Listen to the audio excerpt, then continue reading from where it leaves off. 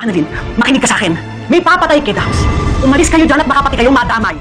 Kahit nagkatrauma si Lynette sa kay Dax sa ginawang panluloob sa bahay nila at sinaktan sila ni Harry, ay hindi pa rin papipigil si Lynette kay Giselle na makipagkita dito sa kay Dax at alamin kung sino pa ang kasabwat ni Moira.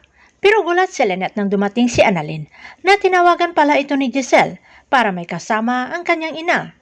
Hindi na magawang mapaalis ni Lynette si Annalyn at determinado itong samahan ng ina niyang si Lynette.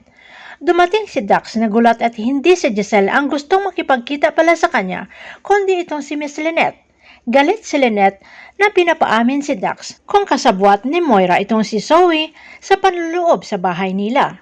Pero hindi umaamin si Dax kaya isang napakalakas na sampal ang pinakawalan ni Lynette sa pisngi ni Dax.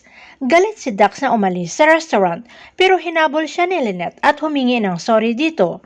Tinanggap naman ni Dax ang sorry ni Lynette at bumalik sila sa mesa nila para ipagpatuloy ang kanilang pinag-uusapan.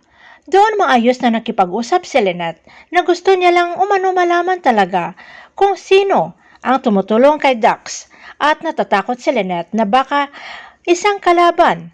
Sinabi ni Dax na huwag mag-alala itong si Lynette na ang tao sa likod niya ay kakampi at ginagawa umano ito para hindi na makalabas ng tuluyan itong si Moira.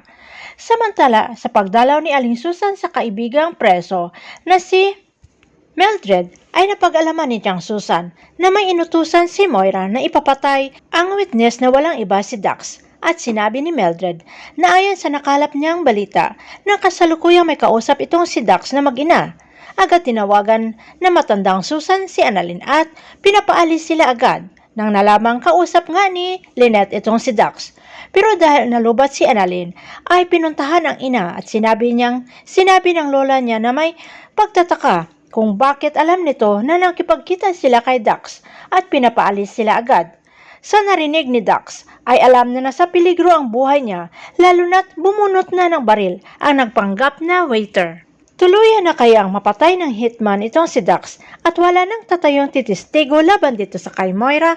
Abangan na lang natin ang susunod na episode dito sa Abot Kamay na Pangarap.